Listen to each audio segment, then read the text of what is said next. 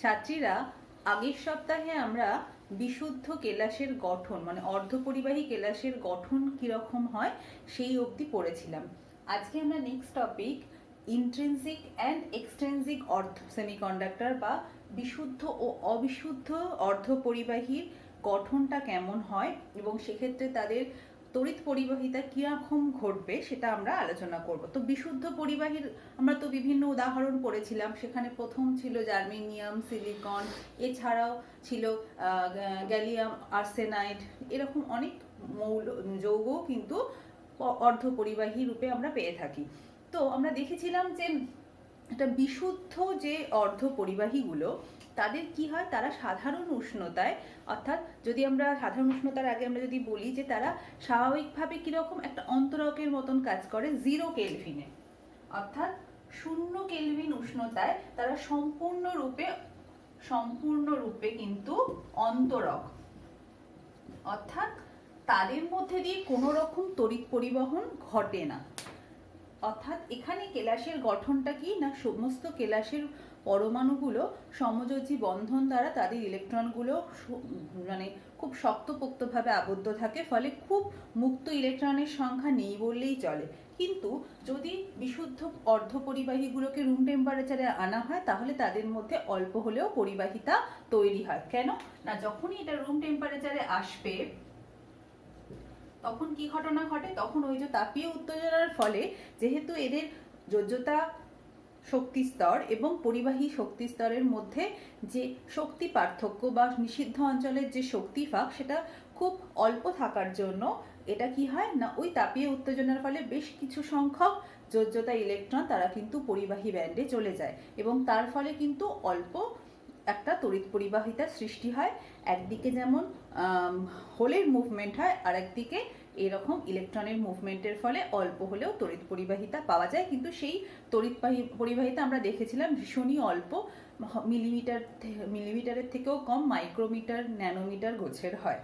কিন্তু আমরা অবিশুদ্ধ অর্ধপরিবাহী যদি তৈরি করতে পারি, সেখানে আমরা দেখেছিলাম অবিশুদ্ধ অর্ধপরিবাহী তৈরি করার একটা পদ্ধতি হচ্ছে ডোপিং পদ্ধতি, অর্থাৎ সেখানে কিছু অপদ্রব্য যদি মেশানো যায় তাহলে কিন্তু খুব ভালো তড়িৎ পরিবাহিতা আমরা ওই অর্ধপরিবাহীগুলো থেকে পেতে পারি।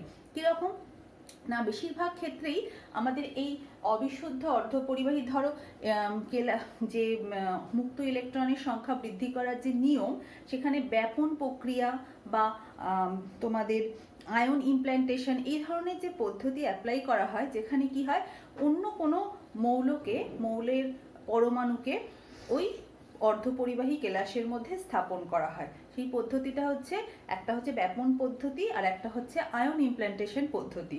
এই পদ্ধতির সাহায্যে কি হয় না, ওই অর্ধপরিবাহীগুলোর কেলাসগুলোর মূল গঠনটা কিন্তু অপরিবর্তিত থাকে, কিন্তু এই খুব অল্প পরিমাণ, মানে কেমন পরিমাণ, 10 লক্ষ ভাগের 1 ভাগ, তাহলে বুঝতেই পারছো পার্সেন্টেজটা ভীষণই অল্প।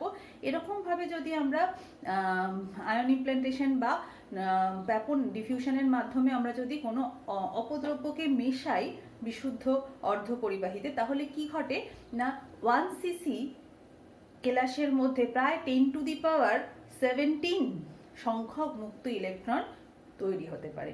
এবারে আমাদের মনে হবে যে এটা কিভাবে সম্ভব। তার মানে এই যে ডোপিং পদ্ধতি, এই ডোপিং পদ্ধতি কিন্তু একটা খুব মারাত্মক পদ্ধতি, যার সাহায্যে সাধারণ যেগুলো রুম টেম্পারেচারে খুব সাধারণ পরিবাহীর মতো, মানে খুবই অল্প পরিবাহিতা দেয়, তারা কিন্তু একটা বেশি মাত্রায় পরিবাহিতা দেয়। এবং এই ডোপিং পদ্ধতির সাহায্যে আমরা এক্সট্রিনসিক যে সেমিকন্ডাক্টর তাদেরকে বিভিন্ন ইলেকট্রনিক্স যন্ত্রপাতিতে ব্যবহার করতে পারি।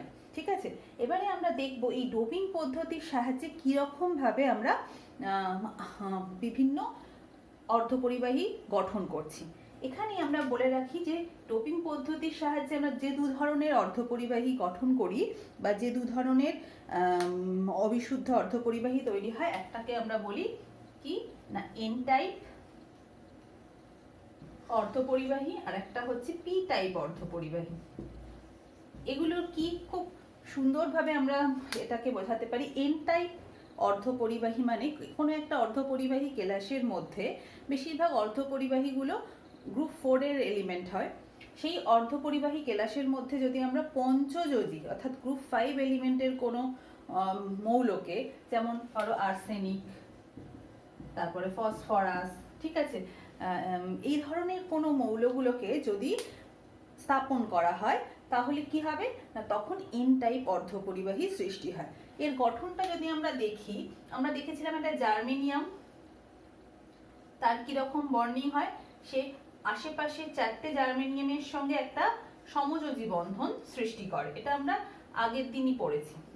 4টেকে বাকি 4টের সঙ্গে ভাগ করে নেয় এবং এইভাবে তারা সমযোজী স্ট্রাকচারটা তৈরি করে এবং সেখানে তাপীয় উত্তেজনা পেলে একটা করে ইলেকট্রন নির্গত হয়, হোল তৈরি হয়। এগুলো আমরা সব পড়ে এসেছি। এখন যদি আমরা ওই একটা জায়গায় কি করি না, একটা জায়গায় যদি আমরা আর্সেনিক মৌলকে স্থাপন করি তাহলে কি ঘটনা ঘটবে। আর্সেনিক যেহেতু 5টা যোজ্যতা ইলেকট্রন আছে বাইরে, তাহলে তার 4টের সঙ্গে সে 4টে জার্মেনিয়ামের সঙ্গে 4টে ভাগ করে নেবে।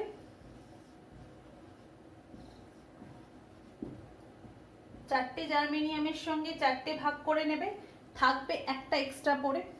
তাহলে কি হচ্ছে, জার্মেনিয়ামের একটা, আর্সেনিকের একটা, এইভাবে তারা কিন্তু সমযোজী বন্ধন তৈরি করছে। তাহলে আর্সেনিকের 5টার মধ্যে 4টে সে জার্মেনিয়ামের সঙ্গে ভাগ করে নিচ্ছে, জার্মেনিয়াম পরমাণুর সঙ্গে ভাগ করে অষ্টক পূর্ণ করছে। তাহলে একটা ইলেকট্রন সে কিন্তু কি হচ্ছে, থেকে যাচ্ছে।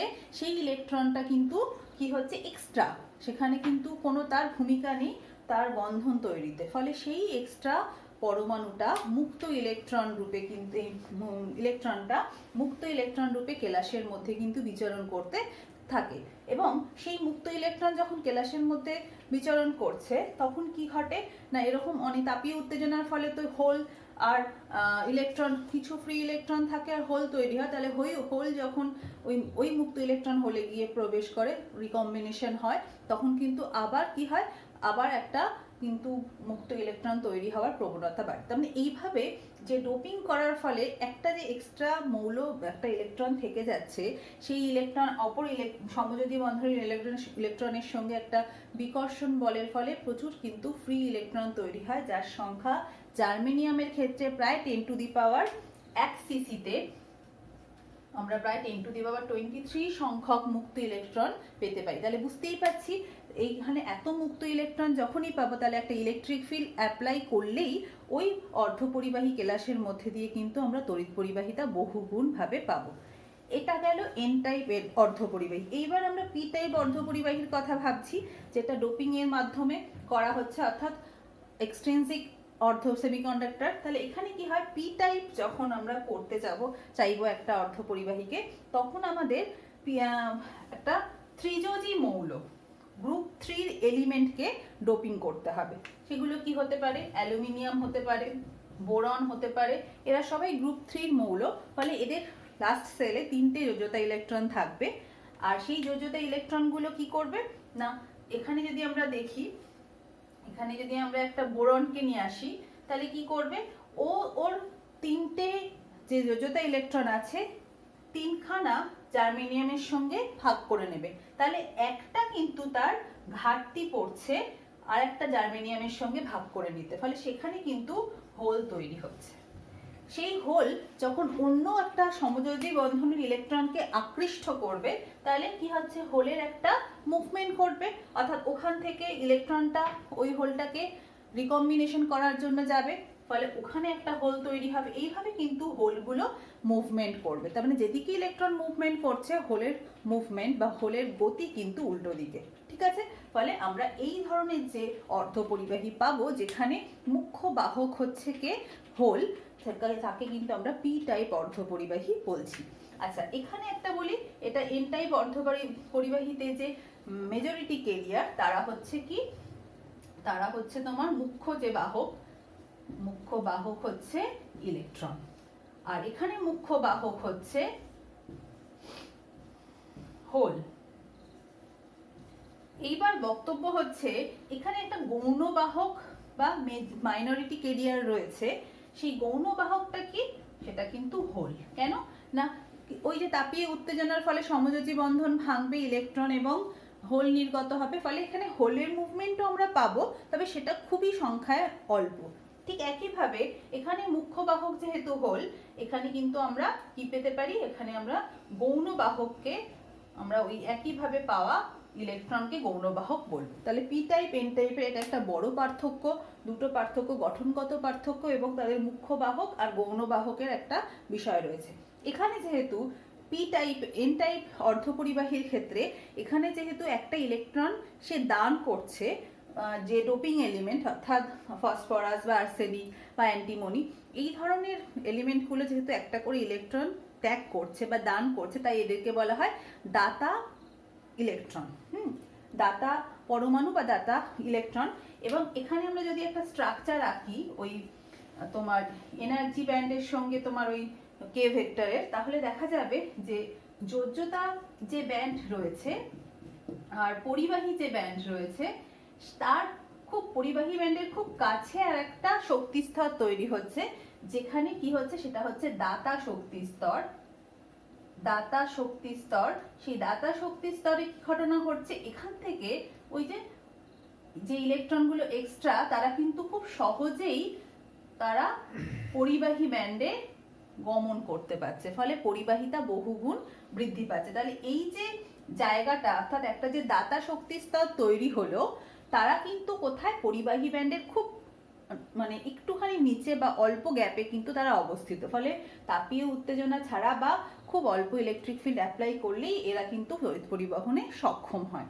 ঠিক আছে, ঠিক একইভাবে আমরা যদি পি টাইপ অর্ধপরিবাহীর কথা ভাবি, সেখানে যেহেতু ত্রিযোজী মৌলগুলোকে আমরা ডোপিং হিসাবে, ডোপ্যান্ট হিসাবে ব্যবহার করছি, এখানে কি হচ্ছে, এখানে যেহেতু একটা করে ঘাটতি হচ্ছে ইলেকট্রনের এবং সে যেহেতু ওই বন্ধনগুলো থেকে ইলেকট্রন গ্রহণ করছে, তাই এখানে আমরা এই এলিমেন্টগুলোকে বলবো গ্রহিতা। ঠিক আছে, এবং এই গ্রহিতা এনার্জি স্তরও তৈরি হবে। সেখানে যদি আমরা এখানে ছবিটা যদি আঁকি, তাহলে দেখবো এখানেও একটা কি দেখবো না, যে যোজ্যতা ব্যান্ড থাকবে, সেই যোজ্যতা ব্যান্ডের কাছাকাছি আমরা গ্রহিতা স্তর, শক্তি স্তরটা পাবো। গ্রহিতা শক্তি স্তরটা আমরা পাচ্ছি, আর তার উপরে থাকছে কি না পরিবাহী ব্যান্ড। ঠিক আছে, এইবার কি হচ্ছে, এখান থেকে যখনই এখানে হোলস তৈরি হচ্ছে, তখনই কি হবে, এখান থেকে ইলেকট্রনগুলো ওই হোলে, যোজ্যতা ইলেকট্রনগুলো সব হোলের দিকে অ্যাট্রাকশন হবে এবং তারা কিন্তু কি হবে, ওখানে চলে আসছে, এখানে তোমার এখানে হোলগুলো তৈরি হচ্ছে, অর্থাৎ ওই হোলগুলোকে রিকম্বিনেশন করার জন্য এখান থেকে যোজ্যতা ব্যান্ড থেকে ইলেকট্রনগুলো চলে যাচ্ছে গ্রহিতা শক্তি স্তরে। তখন এইভাবে কিন্তু মুভমেন্টটা ঘটছে এবং তড়িৎ পরিবাহিতা আমরা পাচ্ছি। তাহলে বোঝাই যাচ্ছে এই সবটাই কিন্তু আমাদের বুঝতে হবে খুব ভালো করে, কিভাবে এন টাইপ ও কিভাবে পি টাইপ অর্ধপরিবাহী তৈরি করা হচ্ছে। ঠিক আছে, এবারে আমরা চলে যাচ্ছি নেক্সট টপিকে। এখন আমরা পিএন জাংশন ডায়েট সম্পর্কে পড়ব। পিএন জাংশন ডায়েট কি না, একটা অর্ধপরিবাহী কেলাসের যদি একাংশকে পি টাইপ ও একাংশকে, অপর অংশকে যদি এন টাইপ অর্ধপরিবাহী করা হয়, অর্থাৎ কিভাবে করছি না, একটা শুদ্ধ পরিবাহী অর্ধপরিবাহী নেওয়া হয়েছে, তার একটা অংশকে আমরা ত্রিযোজী মৌল দ্বারা ডোপিং করছি, তার ফলে সেখানে পি টাইপ অর্ধপরিবাহী তৈরি হচ্ছে, আর অপর অংশটাকে আমরা কি পঞ্চযোজী মৌল দ্বারা ডোপিং করছি, ফলে সেখানে কিন্তু কি হচ্ছে, এন টাইপ অর্ধপরিবাহী তৈরি হচ্ছে, অর্থাৎ একাংশে হোলস তৈরি হচ্ছে, একাংশে ইলেকট্রনস তৈরি হচ্ছে যারা মুখ্য বাহক রূপে কাজ করবে। এই ধরনের অর্ধপরিবাহীকে বলা হচ্ছে পিএন ডায়েট। এবং এটা যেহেতু একে অপরের সঙ্গে একটা সংযোগ স্থল রয়েছে, পি অংশের সঙ্গে এন অংশের একটা সংযোগ স্থল তৈরি হচ্ছে, তাই একে পিএন জাংশন ডায়েট বলা হচ্ছে। ঠিক আছে, এবারে পিএন জাংশন ডায়েটটাকে কিরকম দেখতে হয়, মোটামুটি এরকম ভাবে আমরা লিখি, একটা অর্ধপরিবাহীর একটা অংশ এন টাইপ, একটা অংশ পি টাইপ করা হচ্ছে, এবং এই যে জাংশনটা সেটা কি না, এই দুটোকে আলাদা করে রাখছে, তাই এটাকে পিএন জাংশন বলছে। এটাকে আমরা সিম্বলিক্যালি কিভাবে রিপ্রেজেন্ট করতে পারি, একটা ত্রিভুজ সাইন দিয়ে, এবং যে ত্রিভুজ সাইনের ভূমিটা হচ্ছে পি আর এই মাথাটা শীর্ষের দিকটা হচ্ছে এন। ঠিক আছে, একে বলা হচ্ছে পিএন জাংশন ডায়েটের সিম্বল। এইরকম পিএন জাংশন ডায়োড বিভিন্ন কাজে ব্যবহার করা হয়, আমরা আস্তে আস্তে স্টেপ বাই স্টেপ আসবো। এবারে ব্যাপারটা হচ্ছে যখন একটা অর্ধপরিবাহী কেলাসে দু ধরনের ডোপিং করা হচ্ছে এবং দু ধরনের মুখ্য বাহক সেখানে উপস্থিত, সেখানে কি ধরনের, যখন আমরা এই পিএন ডায়োড জাংশনটাকে কোনো রকম মানে এরকম একটা ডায়োড তৈরি করা হলো, সেই ডায়োড তাহলে কি তার ভেতরের ঘটনাটা ঘটছে আমরা এখন চলো দেখে নিই। তাহলে দেখো, আমরা দেখলাম যে একটা ডায়োড একটা অর্ধপরিবাহী, তার একটা অংশে কি হচ্ছে না, একটা অংশে আমরা পি টাইপ করেছি, তাহলে সেখানে প্রচুর কি থাকবে, হোল থাকবে। তাহলে আমি হোলগুলোকে এরকম গোল চিহ্ন দিয়ে চিহ্নিত করছি, যেহেতু হোলগুলো হচ্ছে মুখ্য বাহক। আর এন টাইপের প্রচুর ইলেকট্রন থাকবে, আমরা ইলেকট্রনগুলোকে ডার্ক দিয়ে বা এরকম মাইনাস সাইন দিয়ে লিখতে পারি, যাই হোক। তাহলে এখন আমরা এরকম দেখতে পাচ্ছি। এর সঙ্গে আমরা আলোচনার সময় এটাও বলেছিলাম যে তাপীয় উত্তেজনার কারণে কিন্তু এখানে সমযোজী বন্ধন ভেঙে কিছু ইলেকট্রনও থাকবে, সেই সংখ্যাটা প্রচুর কম, আর এখানে আবার হোলসও থাকবে, ঠিক আছে। তাহলে এইরকম একটা স্ট্রাকচার আমরা পাচ্ছি পিএন জাংশনে, এটা হচ্ছে হোল আর এটা হচ্ছে ইলেকট্রন। এইবার দেখো ঘটনাটা কি ঘটবে যখন আমরা কোনো বায়াস করছি না। বায়াস কি, অর্থাৎ কোনো তড়িৎ কোষের সঙ্গে যখন আমরা যুক্ত করছি না এই ডায়োডটাকে, তখন এর মধ্যে কিছু ঘটনাবলী ঘটবে বা একটা আভ্যন্তরীণ তড়িৎ ক্ষেত্র এখানে তৈরি হবে। সেটা কিরকম দেখো, তাহলে আমরা দেখতে পাচ্ছি পি টাইপে প্রচুর পরিমাণ হোলস রয়েছে, এন টাইপে প্রচুর পরিমাণের মুখ্য বাহক ইলেকট্রনস রয়েছে। তাহলে স্বাভাবিকভাবেই এই জাংশনে, এই সংযোগ স্থলে যে ঘটনাটা ঘটবে, যে এই হোলসগুলো ইলেকট্রনগুলোকে অ্যাট্রাক্ট করবে। হোলস মুভমেন্ট মানে কিন্তু আমরা সবসময় মনে রাখবো ইলেকট্রনই মুভমেন্ট করে, ইলেকট্রনের গ্যাপটাকে হোলস সেখানে পরিপূর্ণ করে। মানে ইলেকট্রন চলে গেলে মানে সেখানে কিছু নেই, মানে একটা পজিটিভ আয়ন আছে, এটা আমরা ধরে নিচ্ছি। ফলে এখানে সবসময় এরা কি করবে, এখান থেকে একটা এদের যাত্রাটা শুরু হবে, অর্থাৎ এরা সবাই ওইদিকে প্রাচীর ভেদ করে যাবে এবং এই পদ্ধতিটা হচ্ছে ব্যাপন পদ্ধতি। এই ব্যাপন পদ্ধতিতে তারা প্রাচীর ভেদ করে হোলসগুলো যেন চলে যাচ্ছে এনেতে আর এন গুলো চলে যাচ্ছে পিএতে। তাহলে কি ঘটনা ঘটবে, এখানে গিয়ে এগুলো হয়ে যাবে পজিটিভ, আর এখানে এগুলো মানে এরা যখন বেরিয়ে আসবে তাহলে এগুলো সব পজিটিভ হয়ে যাবে, যখন ইলেকট্রনগুলো সব বেরিয়ে আসবে। তাহলে ইলেকট্রনের ঘাটতি মানেই একটা ধনাত্মক আধান, আর ইলেকট্রন যখন হোলের সঙ্গে রিকম্বিনেশন করবে তখন এগুলো সব হয়ে যাবে নেগেটিভ। এই তখন তারা কি হয়ে যাবে না, নেগেটিভ যখন এখানে ধরো এলো, হোলস চলে গেছে, আমরা এরকমই ধরে নেবো হোলস ওইদিকে চলে গেছে, ইলেকট্রন এদিকে এসেছে, তাহলে জায়গাটা অদল বদল হয়েছে, ঠিক আছে।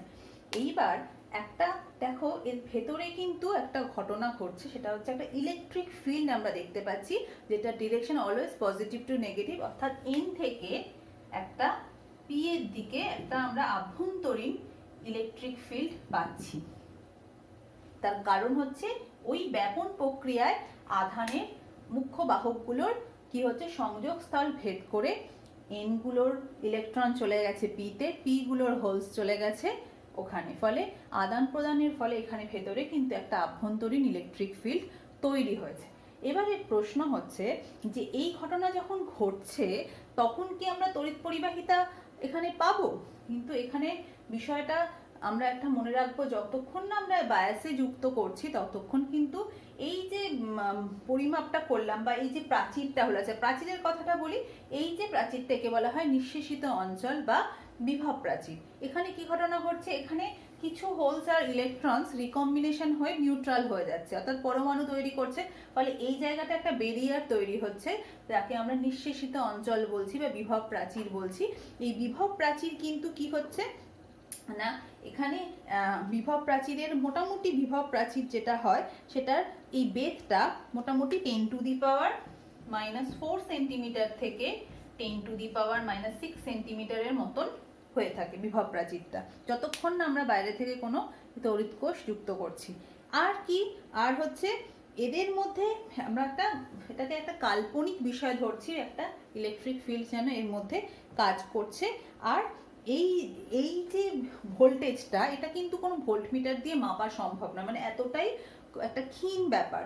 তাহলে কি হচ্ছে, এর ভোল্টেজটা মোটামুটি 0.3 ভোল্ট এটা হচ্ছে তোমার সিলিকনের জন্য, আর 0.3 ভোল্ট জার্মেনিয়ামের জন্য, আর 0.7 ভোল্ট পাওয়া যায় এই বিভব প্রাচীরটা, যেটা এই যে তড়িৎ ক্ষেত্র আভ্যন্তরীণ তড়িৎ ক্ষেত্রটা পাচ্ছি সেটা মোটামুটি তোমার সিলিকনের জন্য হয় 0.7 ভোল্ট। বুঝতেই পারছি ভীষণই ক্ষুদ্র একটা তড়িৎ বিভব এর মধ্যে কিন্তু তৈরি হচ্ছে যতক্ষণ না আমরা বায়াস দিচ্ছি। এরপর যখন আমরা বায়াস করব তখন কি ঘটনা ঘটবে এবং সেক্ষেত্রে বৈশিষ্ট্যগুলো কি কি হবে আমরা আলোচনা করব। এখন আমরা দেখব পিএন জাংশন ডায়োডের বায়াসড কন্ডিশনগুলো কি কি, অর্থাৎ এদেরকে যখন আমরা কোনো তড়িৎ কোষের সঙ্গে যুক্ত করব এদের ভেতর কিরকম ভাবে তড়িৎ পরিবাহিতা সৃষ্টি হবে সেটাই আমরা এখন আলোচনা করব। প্রথমেই আমরা চলে যাচ্ছি ফরওয়ার্ড বায়াসিং বা সম্মুখ বায়াস, সেটা কি এবং কিভাবে করা হয়, তার ফলে কি কি বৈশিষ্ট্য আমরা পাই দেখা যাক। দেখো একটা পিএন জাংশন ডায়োডের কথা আমরা ছবিটা এঁকেছি, এখানে এই যে ফাঁকা গোলগুলো এগুলো হচ্ছে হোলস, যেটা হচ্ছে পি অর্ধপরিবাহীর মুখ্য বাহক, আর এই ডটেড অংশগুলো হচ্ছে কি না এরা হচ্ছে ইলেকট্রনস, এটা হচ্ছে এন অর্ধপরিবাহীর মুখ্য বাহক। এখানে আরো একবার আমি মনে করিয়ে দিতে চাই যে পিতে কিন্তু পি অংশে কিন্তু কিছু ফ্রি ইলেকট্রনও রয়েছে যেগুলো কিন্তু গৌণ বাহক, আর এখানে কিছু হোলসও রয়েছে যেগুলো কিন্তু মুখ্য বাহক। এটা আমরা মনে রাখবো নিজেদের বোঝার সুবিধার জন্য, ঠিক আছে।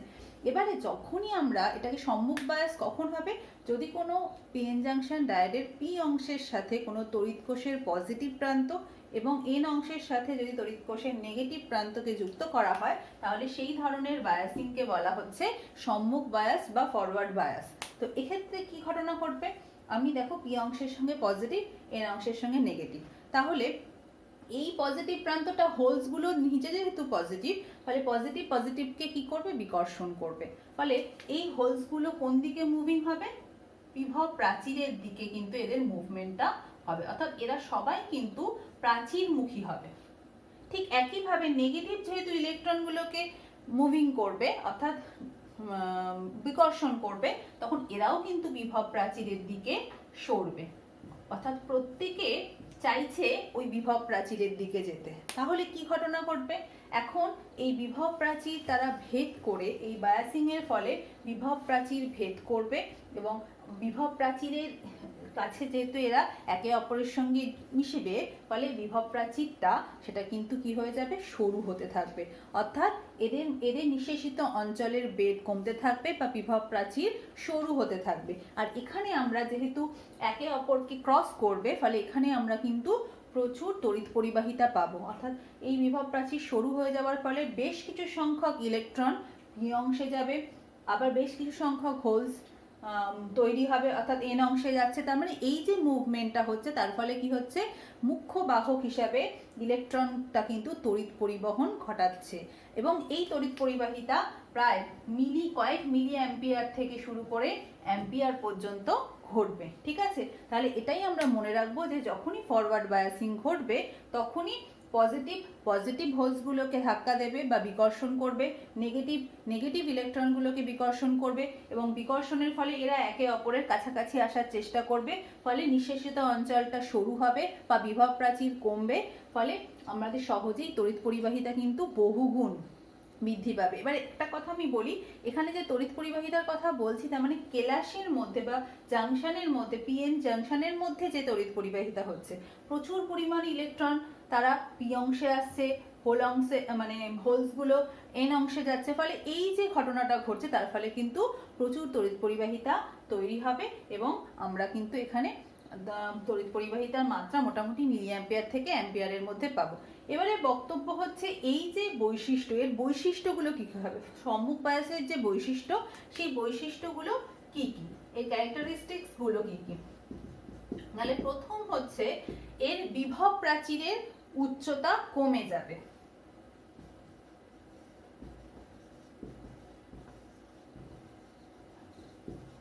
এর নিঃশেষিত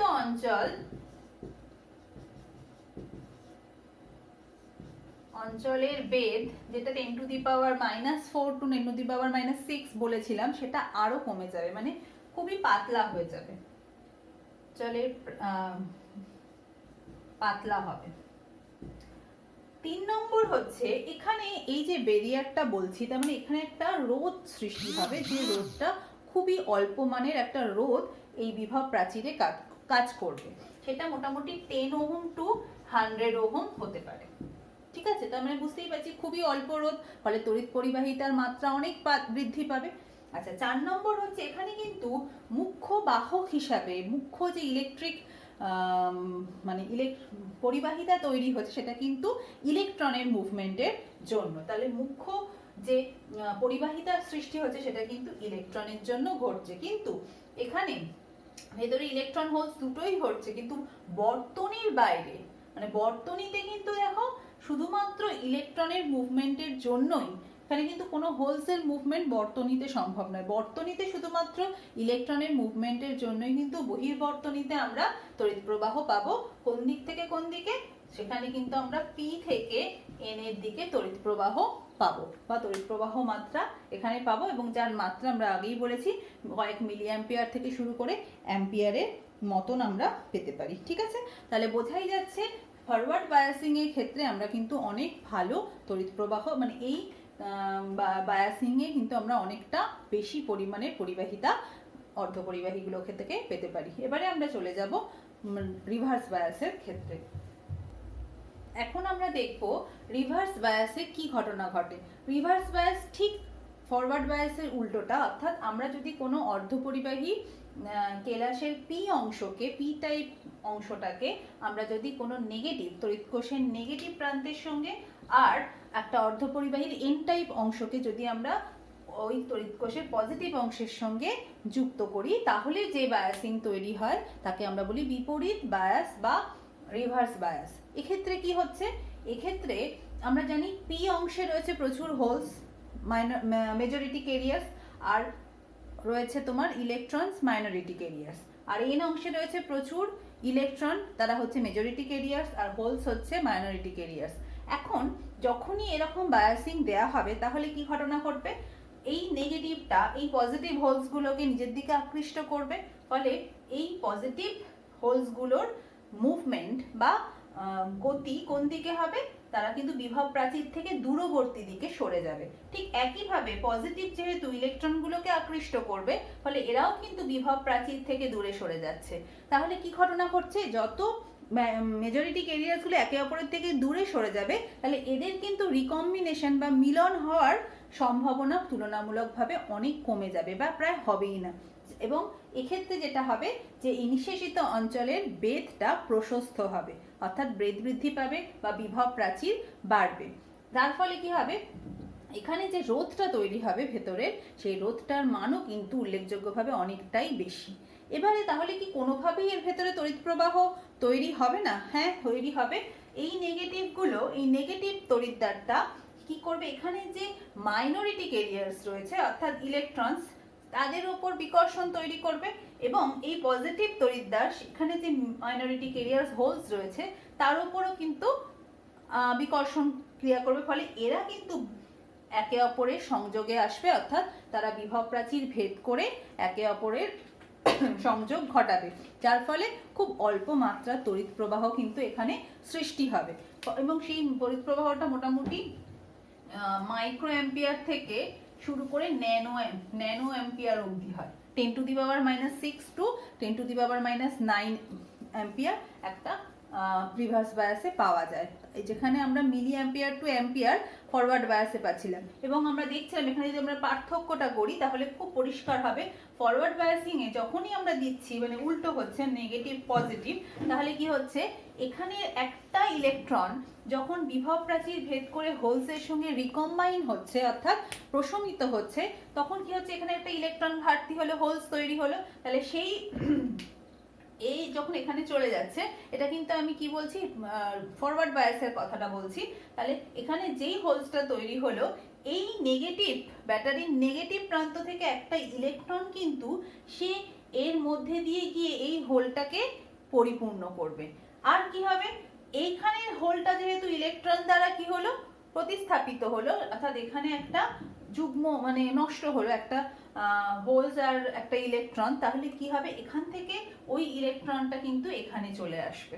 তাহলে বোঝা যাচ্ছে ওই ফরওয়ার্ড বায়াসিং এ কিন্তু মোট যে কেরিয়ার্স গুলো আছে, অর্থাৎ যারা মাইনরিটি কেরিয়ার্স, তাদের সংখ্যা কিন্তু চেঞ্জ হচ্ছে না, তারা কিন্তু কি হচ্ছে, তাদের স্থান পরিবর্তন হচ্ছে, এখান থেকে একজন আসছে, এখান থেকে সেই ঘাটতিটা পূরণ হচ্ছে, এবং এইভাবে কিন্তু কন্টিনিউ তড়িৎ প্রবাহ আমরা ফরওয়ার্ড বায়াসিং এ পাবো যতক্ষণ না ব্যাটারিটা ফুরিয়ে যাচ্ছে বা তার বিভবটা নষ্ট হচ্ছে।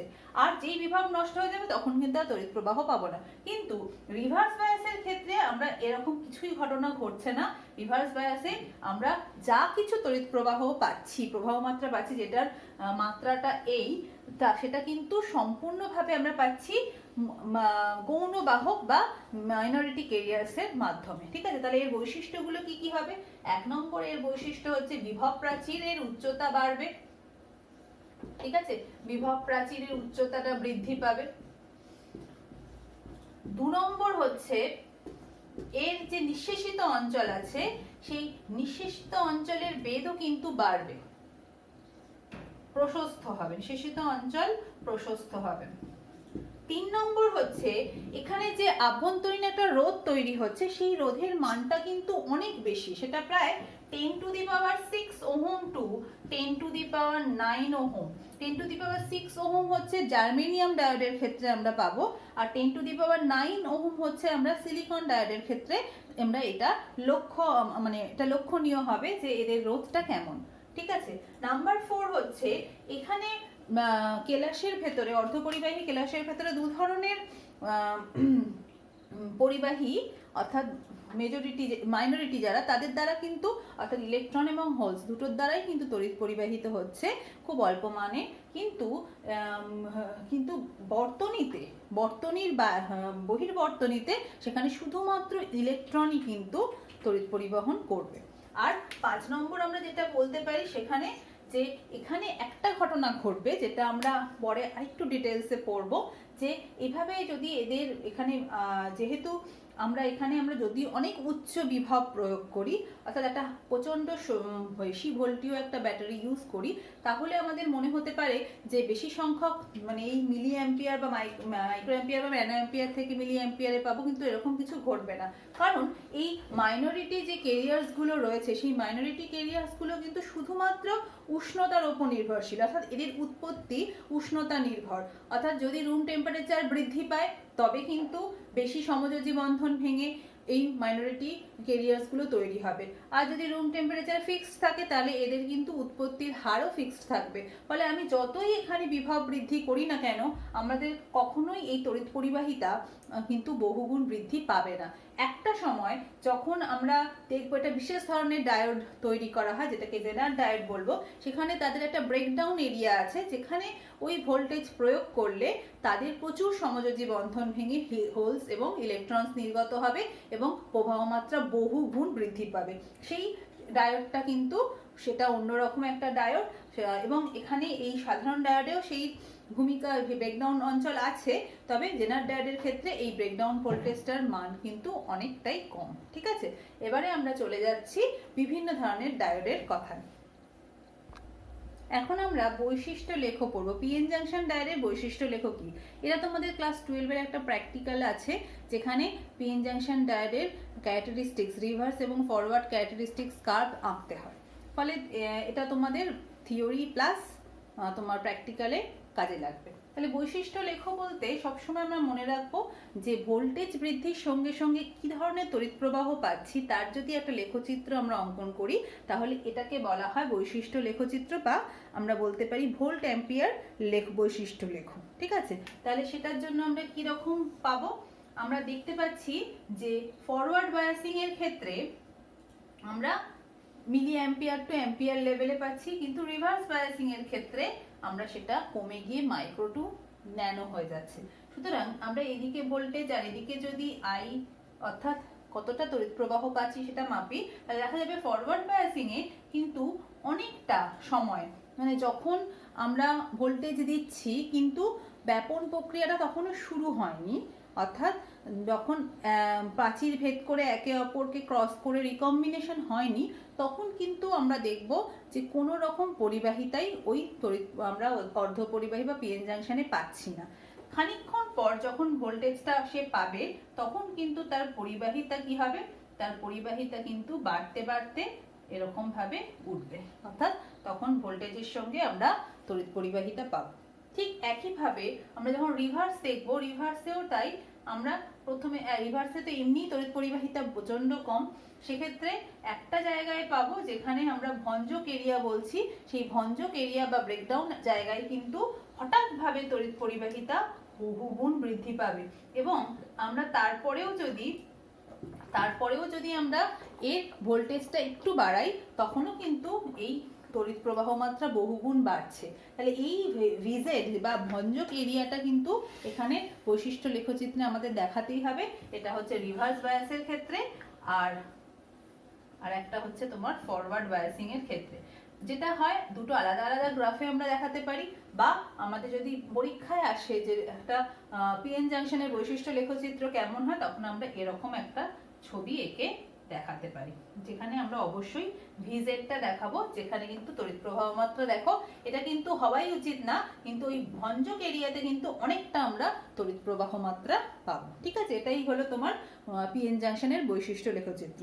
এইবার আমরা দেখবো যে এই যে পিএন জাংশনের বৈশিষ্ট্য লেখচিত্র থেকেই দেখতে পাচ্ছি একটা লেভেল পর্যন্ত আমরা রিভার্স বায়াসে কোনো তড়িৎ প্রবাহই পাচ্ছি না। এই গুণকে কাজে লাগিয়ে আমরা কিন্তু রেকটিফায়ার গঠন করতে পারি, অর্থাৎ আমরা ফরওয়ার্ড বায়াসিং এ তড়িৎ প্রবাহ পাবো, রিভার্স বায়াসিং এর ভঞ্জক এরিয়ার আগে অবধি কিন্তু কোনো তড়িৎ প্রবাহ আমরা ডায়োডের মধ্যে দিয়ে পাচ্ছি না, পিএন জাংশনের মধ্যে দিয়ে পাচ্ছি না। ফলে এই ধরনের ডায়োডগুলোকে ব্যবহার করে আমরা তড়িৎকে এসি কে ডিসিতে কনভার্ট করতে পারি এবং রেকটিফায়ার গুলোতে আমরা এই ডায়োড ব্যবহার করতে পারি। সেরকমই আমরা পরপর যদি ভাবি, প্রথমেই হচ্ছে কি একটা রেকটিফায়ার হচ্ছে তোমার এই একমুখীকরণ বা রেকটিফিকেশনের প্রথমেই হচ্ছে অর্ধ তরঙ্গ, হাফ ওয়েভ রেকটিফিকেশন। সেটা কিভাবে হয় আমরা দেখি। একটা হচ্ছে অর্ধ তরঙ্গ রেকটিফিকেশন বা একমুখীকরণ। সেটা দেখো কি হয় না, একটা ট্রান্সফরমার থাকে। আমরা ট্রান্সফরমার, তোমরা এসি ডিসি আন্টি পড়িয়েছেন, সেখানে নিশ্চয়ই তোমরা পেয়েছো একটা ইনপুট থাকে, এবং সেই ইনপুটের একটা ছবিটা যদি এরকম ভাবে আঁকা যায়, এটা হচ্ছে মুখ্য ট্রান্সফরমারকে এরকম ভাবে আমরা আঁকি সিম্বলিক্যাল। আচ্ছা, পি হচ্ছে পি, আর একটা এটা হচ্ছে ট্রান্সফরমারের রূপান্তরক, আর একটা হচ্ছে এস, আর এটা হচ্ছে তোমার এসি ইনপুট। মোটামুটি 230 এসি ভোল্টেজ হয়, আর 50 হার্জ হচ্ছে তার ফ্রিকোয়েন্সি হয়। আর একটা জিনিস যেটা আমাদের বলার, সেটা হচ্ছে এই যে পি হচ্ছে মুখ্য কুণ্ডলী আর এস হচ্ছে গৌণ কুণ্ডলী। ঠিক আছে, এই যে ট্রান্সফরমার রয়েছে, এই ট্রান্সফরমারের পি হচ্ছে মুখ্য কুণ্ডলী, যেটা সরাসরি তোমার ইনপুটের সঙ্গে যুক্ত, এবং রূপান্তরকের ঠিক পাশেই থাকে গৌণ কুণ্ডলী, যার সঙ্গে আমরা শ্রেণী সমবায়ে একটা ডায়োডকে যুক্ত করছি। আচ্ছা, ডায়োডের সিম্বল আমরা সবাই জানি, এটা হচ্ছে পি দিক আর এটা হচ্ছে এন দিক, আর তার সঙ্গে একটা লোড রেজিস্ট্যান্স যুক্ত থাকে।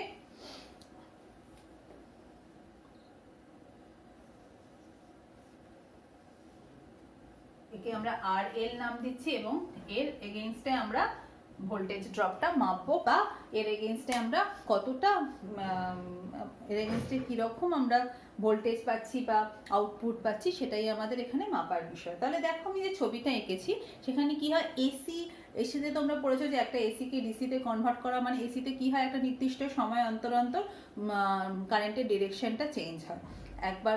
তাহলে আমরা সেই ডিরেকশনটাকে যদি পজিটিভ নেগেটিভ দিয়ে চিহ্নিত করি, তাহলে আমরা দেখবো একটা সময় লিমিট ছাড়া ছাড়া একবার এই প্রান্তটা পজিটিভ হবে, একবার এই প্রান্তটা নেগেটিভ হবে, তার নেক্সট মোমেন্টে এটা নেগেটিভ এটা পজিটিভ হবে। তাহলে এইরকম যখনই ঘটনা ঘটবে এসিটাকে, তাকে আমরা যদি একটা নির্দিষ্ট অভিমুখ দিতে চাই, তখন আমরা এই ডায়োডটাকে এইভাবে শ্রেণী সমবায়ে যুক্ত করেছি। তখন কি ঘটনা ঘটবে, যখন প্রথম ধরা যাক এসি সময়ের সঙ্গে সঙ্গে যদি এসির এইটাকে আমরা এইভাবে লিখি, এইভাবে করি, অর্থাৎ একটা দুটো অর্ধে আছে, যখন আমরা পজিটিভ পাচ্ছি, একটা নেগেটিভ পাচ্ছি, তাহলে পজিটিভ নেগেটিভ। তাহলে এই ফার্স্ট অর্ধে কি ঘটনা ঘটছে? ফার্স্ট অর্ধে আমরা দেখতে পাচ্ছি প্রথম অর্ধে এটা পজিটিভ এটা নেগেটিভ যখন, তখন পি প্রান্তটা পজিটিভ এন প্রান্তটা নেগেটিভ। তাহলে এটা কি ধরনের বায়াসিং? অবশ্যই ফরওয়ার্ড বায়াসিং। তাহলে ফরওয়ার্ড বায়াসিং এ আমরা তড়িৎ প্রবাহ মাত্রা পাবো। তাহলে এখানে এই টায়ারের মধ্যে দিয়ে বা লোডের মধ্যে দিয়ে তড়িৎ প্রবাহ ঘটবে এবং আমরা এখানে আউটপুট পাচ্ছি। ফলে আমরা একটা আউটপুট এখানে পেলাম। ঠিক পরের হাফে যখন এটা নেগেটিভ হচ্ছে আর এটা পজিটিভ হচ্ছে, এসির যে বৈশিষ্ট্য অনুযায়ী একটা নির্দিষ্ট সময় ছাড়া ছাড়া অভিমুখ পরিবর্তিত হচ্ছে, তাহলে পরের হাফেই কি হয়ে যাবে? এটা নেগেটিভ এটা পজিটিভ, তখন কি হচ্ছে?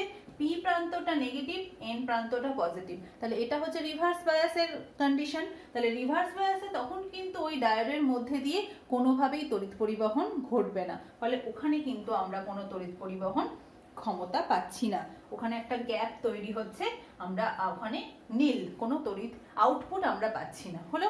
ঠিক তারপরের হাফে এটা আবার পজিটিভ এটা আবার নেগেটিভ হবে, অর্থাৎ নেক্সট হাফে যখন আমরা আপারটা পাবো তখন কি হবে? তখন আবার কিন্তু ডায়োডের মধ্যে দিয়ে তড়িৎ পরিবহন হবে এবং আর আবার ওটা কিন্তু আমি আউটপুট পাবো।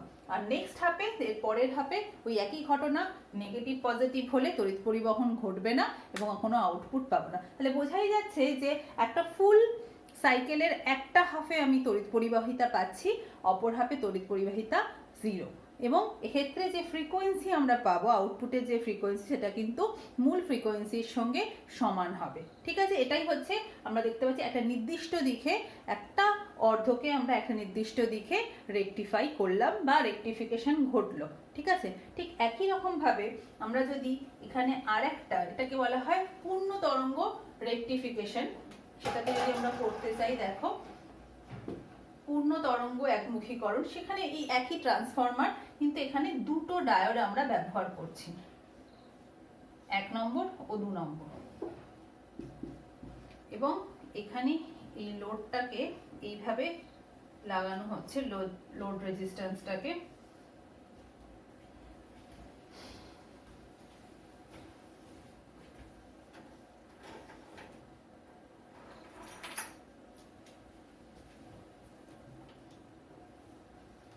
ঠিক আছে, তাহলে এই যে আমরা সার্কিটটা এঁকেছি সেখানে আমি দুটো ডায়োড ব্যবহার করেছি, আগে একটা ডায়োড, এবং এর মাধ্যমে আমরা ফুল রেকটিফিকেশন ফুল ওয়েভ রেকটিফিকেশন পাবো।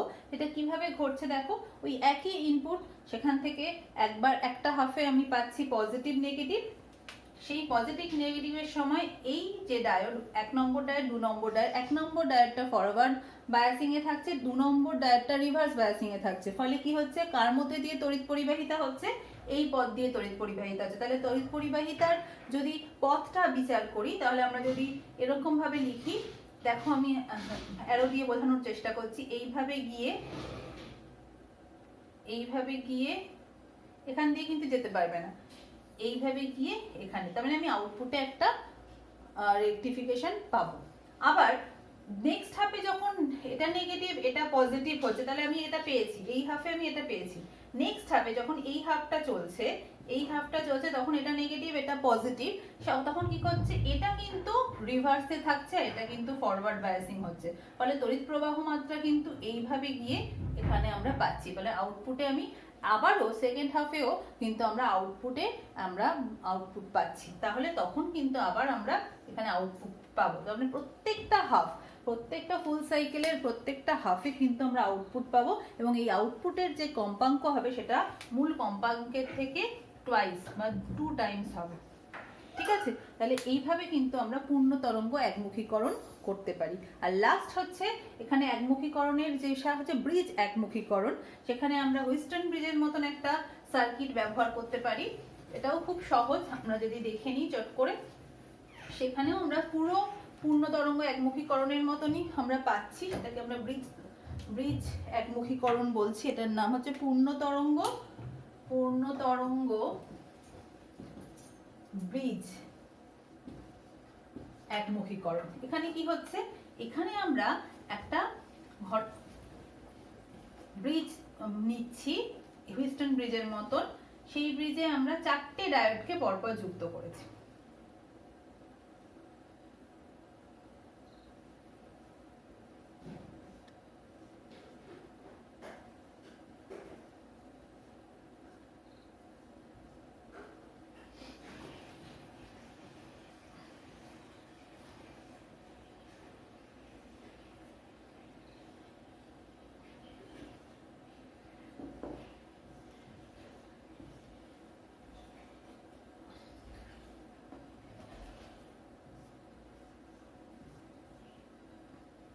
আর লোড রেজিস্ট্যান্সটা থাকছে এই অংশ দুটোর মাঝে। তাহলে এটা হচ্ছে D1, D2, D3, D4। ঠিক আছে, এইবার দেখো এখানে যখনই আমি আউটপুট পাওয়ার বিষয়টা আসছে, তাহলে কি ঘটনা ঘটবে? যখনই প্রথম অর্ধে কি ঘটনা ঘটবে, ফুল ওয়েভ কি করে আমরা রেকটিফিকেশন পাবো? ফার্স্ট হাফে যখন এটা পজিটিভ এটা নেগেটিভ, ফার্স্ট হাফে এটা পজিটিভ আর এটা নেগেটিভ, তখন কোন কোন ডায়োডগুলো রিভার্স, কোন কোন ডায়োডগুলো ফরওয়ার্ড, সেটা আলোচনা করলেই হয়ে যাবে। তাহলে দেখা যাচ্ছে এগুলো, এটা পি, এটা এন, এটা পি, এটা এন, আমরা এটা জানি। তাহলে এটা পজিটিভ মানে এই ডায়োডটা অ্যাক্টিভ, আবার এটা পজিটিভ মানে তখন কিন্তু এই ডায়োডটা অ্যাক্টিভ, কারণ পি প্রান্তটা তখন পজিটিভের সঙ্গে কানেক্টেড। আর এখানে কিন্তু D1 এর দেখো এন এর সঙ্গে পজিটিভ কানেক্টেড, এন পজিটিভ মানেই রিভার্স, আর এখানে পি এর সঙ্গে পজিটিভ কানেক্টেড মানেই ফরওয়ার্ড। আর D2 এর ক্ষেত্রেও তাই, পি এর সঙ্গে কিন্তু পজিটিভ কানেক্টেড। সুতরাং এখানে কিন্তু ফার্স্ট হাফে আমরা দেখতে পাচ্ছি দুটো ডায়োড অ্যাক্টিভ থাকছে বা ফরওয়ার্ড বায়াসিং এ থাকছে, সেটা হচ্ছে D2 আর D3। ফলে আমাদের যে তড়িৎ প্রবাহ মাত্রাটা সেটা কোন দিক দিয়ে গিয়ে কোন দিকে যাচ্ছে, এখানে এই মাধ্যম হয়ে, এখানের মাধ্যম হয়ে কিন্তু এটার মধ্যে দিয়ে যাচ্ছে না, এটার মধ্যে দিয়ে যাচ্ছে।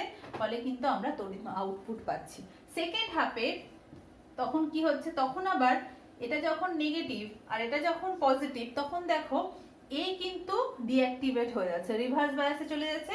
তখন কিন্তু এন নেগেটিভ, এখানেও তাই এনপি, এটাও কিন্তু নেগেটিভ। ফলে D1 আর D4 কিন্তু তখন অ্যাক্টিভেট থাকছে, D1 আর D4 কিন্তু তখন ফরওয়ার্ড বায়াসিং এ থাকছে, আর D2, D3 রিভার্স বায়াসিং এ থাকছে। ফলে দুক্ষেত্রেই আমরা তড়িৎ প্রবাহ মাত্রা পাবো বা আউটপুট পাবো। ফলে আমরা পূর্ণ ওয়েভ রেকটিফিকেশন কিন্তু যেরকম ভাবে দেখাচ্ছিলাম সব ক্ষেত্রেই পাচ্ছি। ঠিক আছে, এইভাবে আমরা কিন্তু 3 ধরনের একমুখীকরণের পদ্ধতি আলোচনা করলাম। চলে যাচ্ছি আমরা নেক্সট টপিকে। এখন আমরা বিভিন্ন ধরনের ডায়োড সম্পর্কে পড়বো। ফার্স্ট হচ্ছে এলইডি। এলইডি সম্পর্কে আমরা অনেকেই অনেকটা জানি, এলইডির ব্যবহারও প্রচুর পরিমাণের ঘটছে এখন। এলইডি হচ্ছে লাইট এমিটিং ডায়োড। এটা আসলে কি? লাইট এমিটিং ডায়োড হচ্ছে একটা highly doped diode, PN junction diode, যেখানে উচ্চ মাত্রায় ডোপিং করে এই ডায়োড তৈরি করা হয়। এবং এখানে বিশেষত্ব কি? এর বিশেষত্ব হচ্ছে যখনই এর ওপর কোনো মানে একে যখনই আমরা ফরওয়ার্ড বায়াসিং এ রাখবো, এ কিন্তু কি করবে, আলো নিঃসরণ ঘটাবে, অর্থাৎ এখান থেকে আলো তৈরি হবে। অর্থাৎ আমরা যদি এটা একটু ভাবি যে এখানে আসলে কি ঘটনা ঘটছে, এখানে যখনই আমরা একে সম্মুখ বায়াসে রাখবো তখনই দৃশ্যমান আলো দেবে। কিভাবে না, ওই সম্মুখ বায়াসিং এর ফলে আমরা তো জানি যে ইলেকট্রন, পি অংশের হোলস এবং এন অংশের ইলেকট্রনগুলো একে অপরের কাছাকাছি চলে আসে এবং একটা ইলেকট্রন একটা হোলের সঙ্গে রিকম্বিনেশন ঘটায়, অর্থাৎ তাদের একটা সংযোগ তৈরি হয়, যুগ্ম তৈরি হয়। ফলে যখনই একটা ইলেকট্রন একটা হোলের সঙ্গে সংযুক্ত হবে, একটা ইলেকট্রন আর একটা হোলের সংযুক্তিকরণ ঘটবে, তখনই কি ঘটবে, তখনই কিন্তু ওদের ওখান থেকে লাইট এমিট করবে, অর্থাৎ দৃশ্যমান আলো সেখান থেকে নিঃসৃত হবে। আসলে বিষয়টা কি ঘটে, এই এনার্জিটা, এই আলো নিঃসরণ এনার্জিটা কোথা থেকে তৈরি হয়? যখনই এই রিকম্বিনেশন ঘটছে তখনই কি হয় না, একটা ইলেকট্রন সে যখন পরিবাহী পটিতে থাকে, সে কি করে, সে যোজ্যতা পটিতে জাম্প করে। তাহলে পরিবাহী পটি থেকে যোজ্যতা পটিতে জাম্প করতে গেলে তাকে ওই নিঃশেষিত অঞ্চল ইজি, তার যদি এনার্জি লেভেল হয়, সেই ইজি থেকে ইজির থেকে বেশি শক্তি তাকে ত্যাগ করতে হবে, বা ইজি পরিমাণ শক্তি তাকে কিন্তু ত্যাগ করতে হবে, ছেড়ে দিতে হবে, তবেই সে হায়ার স্টেট থেকে, হায়ার শক্তি স্তর থেকে লোয়ার শক্তি স্তরে কিন্তু নামতে পারবে এবং সে ইলেকট্রন হোলের রিকম্বিনেশন ঘটবে। সেটা সবই ঘটছে কিন্তু ওই বায়াসিং, ফরওয়ার্ড বায়াসিং এর ফলে। তার ফলে কি হবে, এই ইজি পরিমাণ শক্তি ত্যাগ করার ফলে এই শক্তি কিন্তু দৃশ্যমান আলোরূপে বিকিরিত হবে। ঠিক আছে, এবং আমরা যদি এটাকে দেখি যে এই ইজিটাকে যদি আমরা কম্পেয়ার করি এইচ নিউ দিয়ে প্রকাশ করতে পারি। এইচ নিউ হচ্ছে তোমার, এইচ হচ্ছে প্ল্যাঙ্কস কনস্ট্যান্ট আর নিউ হচ্ছে ওই কম্পাঙ্ক, ওই এনার্জির যে কম্পাঙ্ক বা লাইট এমিটিং এ যে লাইট নির্গত হচ্ছে তার কম্পাঙ্ক। আর এই ইজিটা হচ্ছে নিষিদ্ধ অঞ্চল, পরিবাহী পট্টি আর যোজ্যতা পট্টির মধ্যে যে গ্যাপ, সেটাকেই ইজি দিয়ে প্রকাশ করা হচ্ছে। আর আমরা একটা জিনিস মনে রাখবো, যে তরঙ্গ দৈর্ঘ্য আমরা পাবো সেই ল্যামডাটা আসলে হয়ে যাবে এইচসি বাই ইজির সঙ্গে সমান। তাহলে লাইট এমিটিং ডায়োড আমরা দেখতেই পেলাম যে এর কাজই হচ্ছে ফরওয়ার্ড বায়াসিং এ থাকলে এখানে হোল ইলেকট্রনের রিকম্বিনেশন ঘটার সঙ্গে সঙ্গে কিন্তু লাইট এমিট করবে এবং সে তাকে বিভিন্ন কাজে কিন্তু আমরা ব্যবহার করি। আচ্ছা, এখানে একটা বিষয় বলার, যদি রিভার্স বায়াসিং এ লাইট এমিটিং ডায়োড থাকে তখনই কিন্তু সে আলো নির্গত হবে না। নেক্সট হচ্ছে ফটোডায়োড। এটা কি? ফটোডায়োডে কিন্তু ঠিক উল্টো ঘটনা ঘটে, অর্থাৎ এখানে যখন ফটোসেন্সিটিভ সেমিকন্ডাক্টর ইউজ করা হয় তখন তার উপর যখন আলো পড়ে সেই ফোটন এনার্জি শোষণ করে ওই হোলস আর ইলেকট্রনের কি হয়, রিকম্বিনেশন ঘটে এবং তখন কিন্তু কি হয়, তখন তারা তড়িৎ পরিবহন ঘটায়। তাহলে এটাই আমরা মনে রাখবো, photo emitting diode, light emitting diode আর ফটো ডায়োডের মধ্যে এটাই পার্থক্য যে এখান থেকে লাইট এমিট করছে আর এটা কি করছে, এটা কিন্তু আলো পড়লে আলোক সংবেদী হওয়ার ফলে সেই এনার্জি শোষণ করবে এবং শোষণ করে ইলেকট্রন হোলসের রিকম্বিনেশন ঘটবে এবং তড়িৎ পরিবহন হবে। এখানে একটা জিনিস বলার কথা যে সাধারণ উষ্ণতায় কিছু মাইনরিটিক এরিয়াসগুলো একে অপরের লেভেল মানে বিশেষিত অঞ্চল ভেদ করে যাওয়ার জন্য একটা অদীপ্ত প্রবাহ পাওয়া যাবে, কিন্তু সাধারণভাবে রিভার্স বায়াসে থাকাকালীন ফটোডায়োডগুলো যখন তড়িৎ এই আলো পড়ার ফলে যে তড়িৎ পরিবহন এবং এই আলো যখন পড়ছে এইচ নিউ, এটা কিন্তু অবশ্যই গ্রেটার দ্যান ইজি হতে হবে, তবেই কিন্তু এই ঘটনাটা ঘটবে এবং তড়িৎ পরিবহন ঘটবে। তাহলে ওই আলোক তড়িৎ পরিবাহিতা অবশ্যই অদীপ্ত তড়িৎ পরিবাহিতা, এই দুটো মিলিয়েই মোট তড়িৎ পরিবাহিতা আমরা ফটোডায়োডে পাবো। কিন্তু একটা ফটোডায়োডকে খুব ভালোভাবে কার্যকারিতা তার পেতে গেলে এই অদীপ্ত যে প্রবাহটা বলছি, যেটা মাইনরিটিক এরিয়াসগুলোর জন্য ঘটছে, সেটাকে কিন্তু পুরোপুরি আমাদের মানে জিরো করে ফেলতে হবে, তাহলে কিন্তু এর কার্যক্ষমতা অনেক বেশি বৃদ্ধি পাবে। ঠিক আছে, নেক্সট আমরা চলে যাচ্ছি সোলার সেল। সেটা কি? সোলার সেল হচ্ছে একটা